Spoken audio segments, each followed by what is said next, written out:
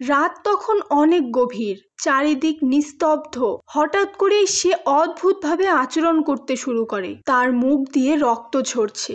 Thomas ভয়ে আঁতকে উঠে এলেনকে জড়িয়ে ধরে, আর সেই মুহূর্তে সবকিছু যেন স্বাভাবিক হয়ে যায়। কিন্তু এই স্বস্তি ছিল খুবই সাময়িক। ওই রাতেই যখন এলেন তার নিজের ঘরে ঘুমাচ্ছিল, হঠাৎ করে এক হৃদয় বিদারক চিৎকারে তার ঘুম ভেঙে যায়। মা, মা, বাঁচাও আমাকে। সে ছুটে যায় মেয়েদের ঘরের দিকে, আর দরজা খুলতেই সে যে দৃশ্য দেখে তার জন্য একটুও প্রস্তুত ছিল না সে। তার দুই মেয়ে নিষ্প্রাণ, আর তাদের পাশে দাঁড়িয়ে থাকা সেই অভিশপ্ত ভ্যাম্পায়ার আর্লক। সে তখন এলিনের দিকে ধীরে ধীরে এগিয়ে আসে, চোখে তার হিংস্র তৃষ্ণা। এলেন পালাতে চায়, চিৎকার করতে চায়, কিন্তু সময় পায় না।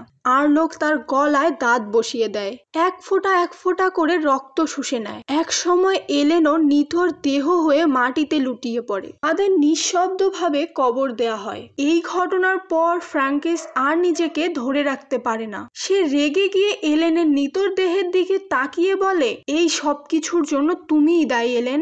আমি তোমাকে কোনোদিনও ক্ষমা করব না। ঠিক তখনই প্রফেসর অ্যালবিন একটি চূড়ান্ত পরিকল্পনা নেয়। সে সবাইকে জড়ো করে জানায়, আর্লককে আমরা কেউ মারতে পারবো না, তাকে শেষ করতে পারে একমাত্র এলেন। এদিকে থমাস ও বাকিরা মিলে চলে আসে সেই পুরনো বাংলো বাড়িতে যেখানে লুকিয়ে ছিল আর্লক। কিন্তু সেখানে গিয়ে দেখা যায় ঘরে কেউ নেই, শুধু শত শত ইঁদুর চারিদিকে ছড়িয়ে আছে। থমাস সঙ্গে সঙ্গে আগুন জ্বালিয়ে সেই ইঁদুরদের শেষ করে ফেলে। এরপর পাশের একটি ঘরে গিয়ে দেখতে পায় সেখানে একটি পুরনো কফিন পড়ে আছে। সবাই ভাবে দিনের আলোতে আর্লক নিশ্চয়ই ওই কফিনেই লুকিয়ে আছে। থমাস তখন একটি লোহার রড নিয়ে কফিনের ভেতরে সজোরে ঢুকিয়ে দেয়, কিন্তু যা বেরিয়ে এলো তা দেখে সবাই স্তম্ভিত।